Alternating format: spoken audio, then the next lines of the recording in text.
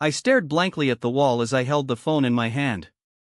It had been 3 years since I'd last spoken to my son, and the pain of that silence still lingered.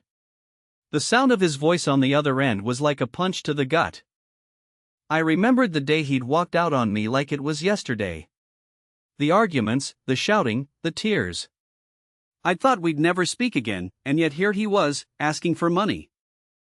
I took a deep breath and tried to compose myself. "What do you need the money for, son?" I asked, trying to keep my emotions in check. There was a pause on the other end of the line before he replied.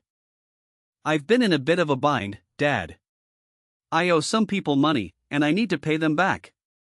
I was wondering if I could borrow $100,000 from you." I couldn't believe what I was hearing. My son, who had ignored me for so long, was asking for a significant amount of money. I felt a surge of anger mixed with sadness. "Where have you been, son? Why haven't you called me in 3 years?" I asked, trying to keep my voice steady. There was another pause before he replied. "I've been busy, Dad. I know I shouldn't have ignored you, but I needed some time to figure some things out." I sighed, feeling a mix of emotions. I wanted to help my son, but I also felt hurt and betrayed by his actions. "Listen, son. I need some time to think about this. Can you come over tomorrow and we'll discuss this further?" There was a moment of silence before he agreed. "Okay, Dad. I'll come over tomorrow." I hung up the phone, feeling a sense of unease. I had no idea what to expect tomorrow, but I knew one thing for sure: my life was about to change in ways I couldn't imagine. As I sat there, trying to process everything, I couldn't help but think about the life insurance policy I'd taken out years ago. It was a policy worth $250,000, and I'd always intended for my son to have it when I passed away. But now, I was starting to wonder if I should reconsider. Had my son changed? Was he genuinely in need of help, or was this just another ploy to get money from me? I pushed the thoughts aside, deciding to focus on the present. Tomorrow, I would face my son and make a decision that would change our lives forever. I tried to shake off the feeling of unease that had settled in my stomach. I had a long night ahead of me, and I needed to clear my head.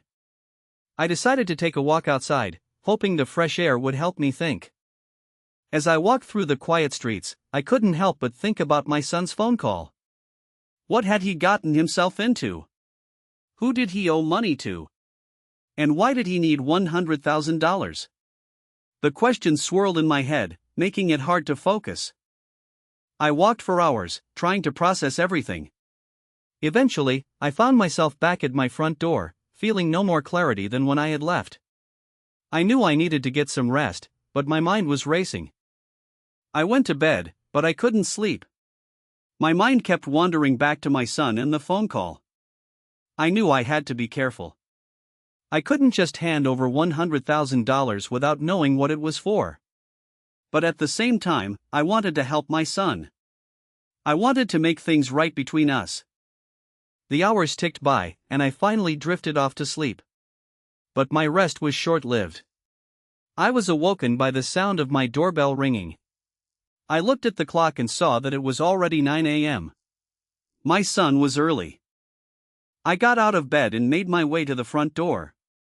I took a deep breath, trying to calm my nerves. I opened the door, and there he was. My son stood before me, looking more grown-up than I remembered. He had a determined look on his face, and I could tell he was ready to make his case. "Hey, Dad," he said, his voice firm. "Thanks for seeing me." I nodded, stepping aside to let him in. "Come on in, son. We need to talk." We walked into the living room, and I gestured for him to sit down. He did, looking around the room as if taking in everything. I sat down across from him, trying to read his expression. "So, son, what's going on?" I asked, getting straight to the point. "Why do you need $100,000? He took a deep breath, launching into a story about how he had gotten in over his head with some business investments. He claimed he had borrowed money from some people, and now he needed to pay them back. He assured me it was a legitimate business deal, but things had gone sour. I listened intently, trying to gauge the truth of his story. But as he spoke, I couldn't shake the feeling that he was hiding something. There was something in his eyes, a flicker of guilt that I couldn't quite put my finger on. I leaned forward, my eyes locked on his. "Son, I need to know the truth. What's really going on? Who do you owe money to?" He hesitated, looking around the room as if searching for an escape. I owe money to some people, Dad. Just some business associates. It's nothing to worry about." I raised an eyebrow, my skepticism clear. "Business associates? At 10 a.m. on a Saturday morning?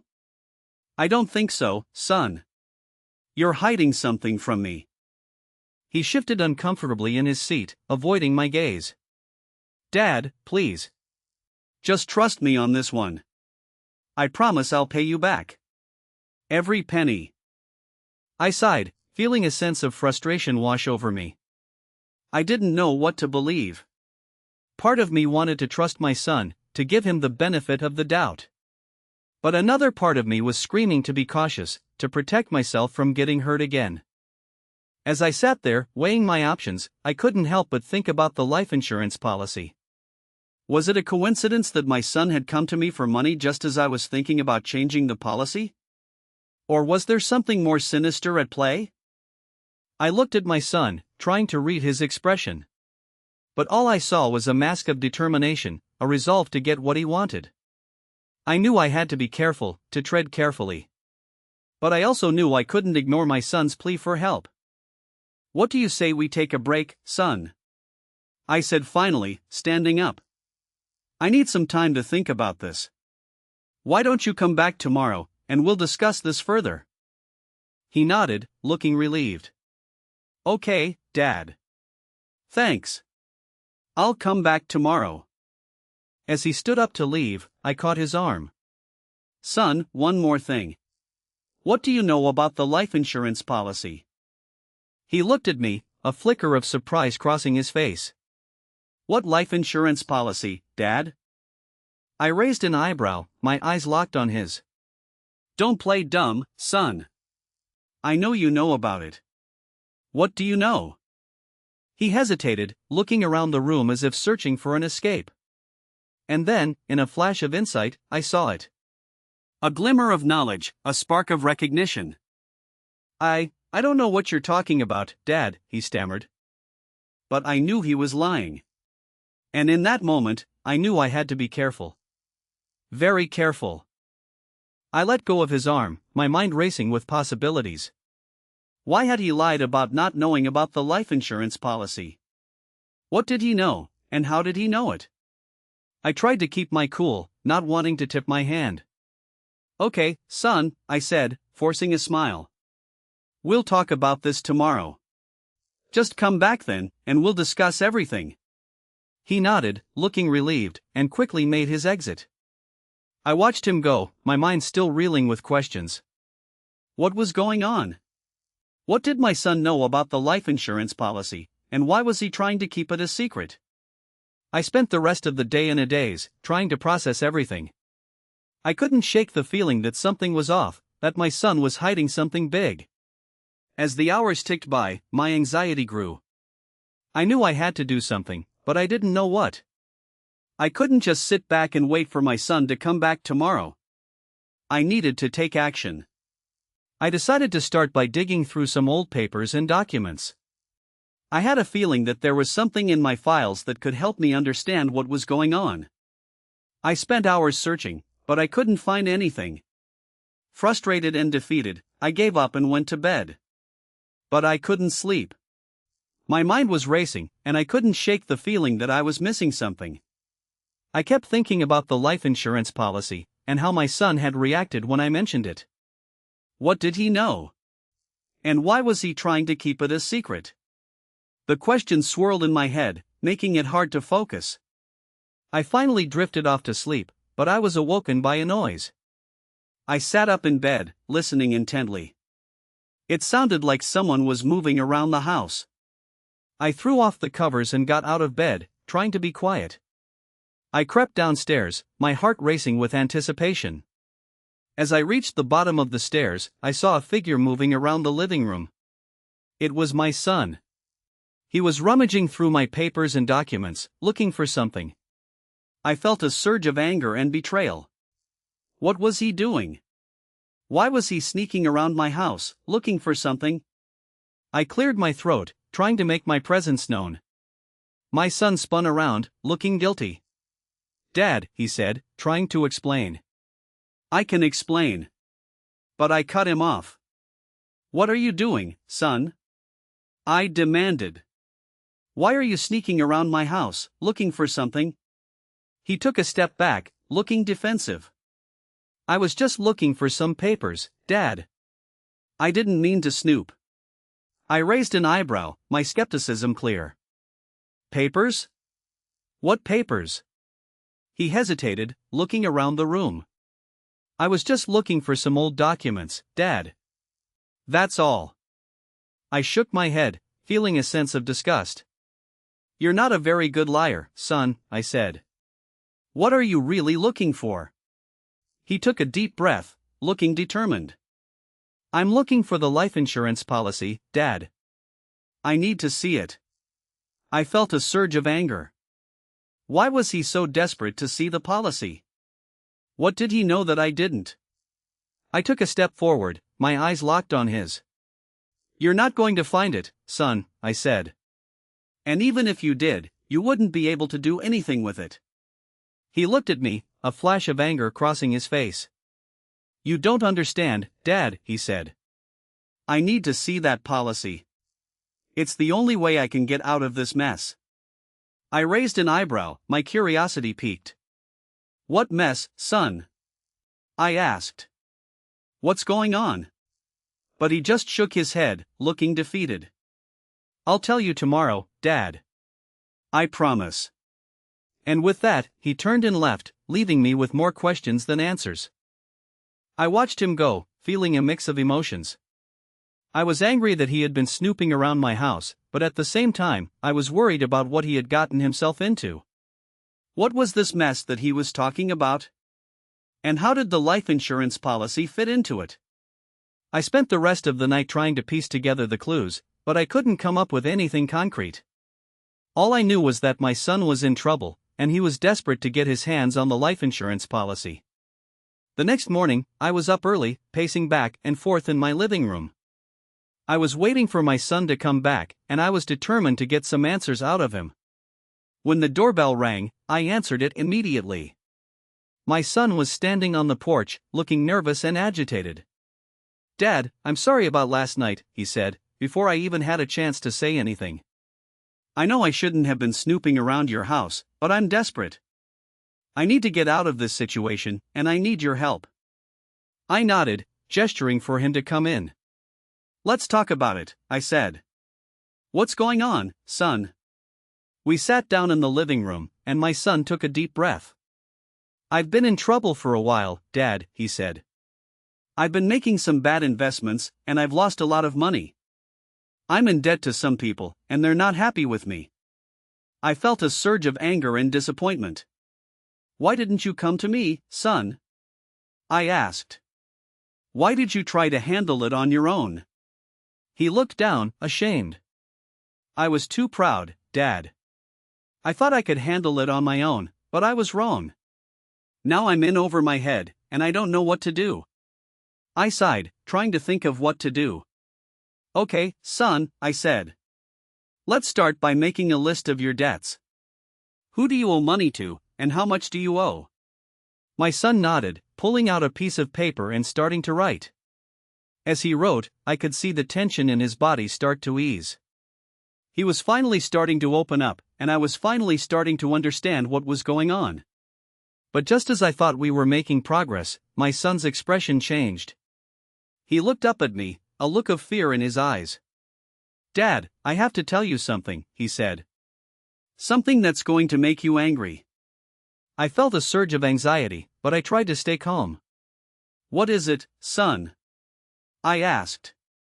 My son took a deep breath before speaking. "I've been using your name, Dad," he said. "I've been using your name to get loans and credit." I know it was wrong, but I was desperate. I felt like I had been punched in the gut. My son had been using my name, my good credit, to get loans and credit. I was angry, but I was also scared. What had he gotten us into? And how were we going to get out of it? I felt like I had been punched in the gut. My son had been using my name, my good credit, to get loans and credit. I was angry, but I was also scared. What had he gotten us into? And how were we going to get out of it? I tried to keep my cool, but my voice was shaking with rage. How could you do this, son? I demanded. How could you use my name without my permission? My son looked down, ashamed. I'm sorry, Dad, he said. I know it was wrong, but I was desperate. I didn't know what else to do. I took a deep breath, trying to calm down. What else have you done? I asked. What other debts have you accumulated? My son hesitated, looking around the room nervously. I've taken out a few loans, he said. And I've used your credit cards to make some purchases. I felt a wave of nausea wash over me. How could my son be so reckless? How could he put our financial future at risk like this? I tried to think of what to do, but my mind was a blank. I was paralyzed with fear and anger. My son looked at me, his eyes pleading for forgiveness. Dad, I'm sorry, he said.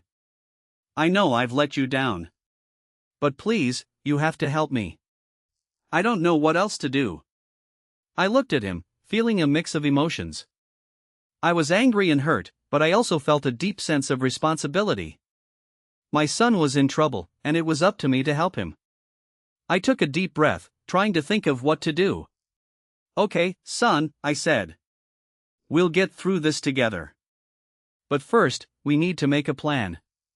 We need to figure out how to pay off these debts and get your credit back on track.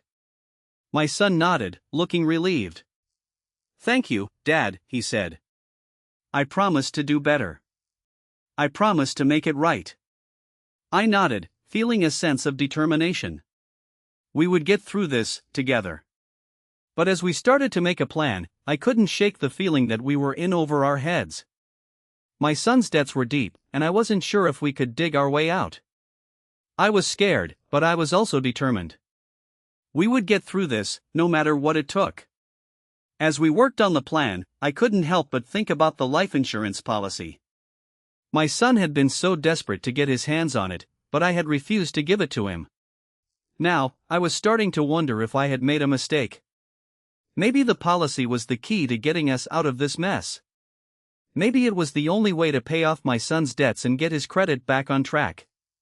I looked at my son, feeling a sense of unease. What had I gotten us into? And how were we going to get out of it? I didn't have the answers, but I knew one thing for sure. We were in for a long and difficult road ahead. As I sat there, staring at the papers and trying to make sense of the mess my son had created, I couldn't shake the feeling that we were running out of time. The debts were piling up, and the creditors were getting restless. I knew that if we didn't come up with a plan to pay them off soon, we would be facing serious consequences. I looked at my son, who was sitting across from me, staring at the floor. Son, we need to talk about the life insurance policy, I said, my voice firm but gentle. He looked up at me, a mixture of fear and hope in his eyes. What about it, Dad? He asked, his voice barely above a whisper. I think it might be the only way to pay off your debts, I said, trying to sound calm. But I'm not sure if it's the right thing to do. My son's eyes lit up with excitement. Really, Dad? You're considering it? He asked, his voice filled with hope. I nodded, feeling a sense of trepidation. I'm considering it, but I need to know that you're committed to making things right. Can I trust you to do that?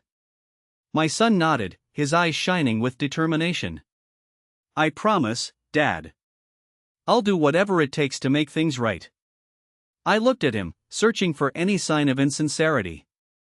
But all I saw was a deep-seated desire to make amends. I took a deep breath, making a decision. Okay, son.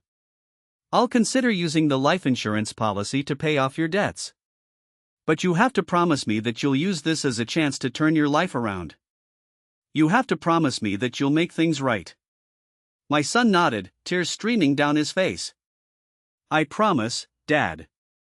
I'll do it. I'll make things right. I looked at him, feeling a sense of hope. Maybe, just maybe, we could get through this after all. But as I sat there, trying to process everything, I couldn't shake the feeling that something was off. My son's desperation seemed to go beyond just paying off his debts. There was something else at play here, something that I couldn't quite put my finger on. I looked at my son, trying to read his expression. But all I saw was a mask of determination. What was he hiding? And what did he really want? I didn't have the answers, but I knew one thing for sure.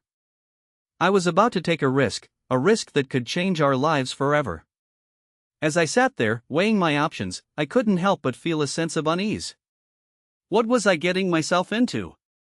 And what would be the consequences of my actions? I didn't know, but I was about to find out. As I sat there, weighing my options, I couldn't help but feel a sense of unease. What was I getting myself into? And what would be the consequences of my actions? But then I looked at my son, and I knew what I had to do. I had to trust him, and I had to trust that he would make things right. So I took a deep breath, and I made the decision to use the life insurance policy to pay off his debts. As we waited for the insurance company to process the claim, my son and I worked tirelessly to get his finances in order. We created a budget, cut expenses, and started making payments on his debts. It was a long and difficult process, but slowly but surely, we started to see progress.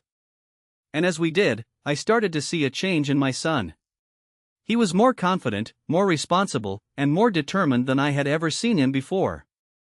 He was taking control of his life, and he was making amends for his mistakes. And as I watched him, I felt a sense of pride and satisfaction. I had done the right thing, and it was paying off in a big way. But just as things were starting to look up, the insurance company called with some unexpected news. They had finished processing the claim, and they were ready to pay out the benefits. But there was a catch: the benefits were not going to be paid to my son, but to the creditors who had been hounding him for months. I was shocked, and I didn't know what to do. But then I looked at my son, and I saw the look of relief on his face. He was finally free from the burden of his debts, and he could start fresh. And as I watched him, I felt a sense of joy and satisfaction. He had been given a second chance, and he was taking advantage of it. As we left the insurance company's office, I turned to my son and hugged him tightly. "I'm so proud of you," I said, my voice choked with emotion. "You've come a long way, and you deserve this second chance." My son hugged me back, tears streaming down his face. "Thank you, Dad," he said. "I couldn't have done it without you."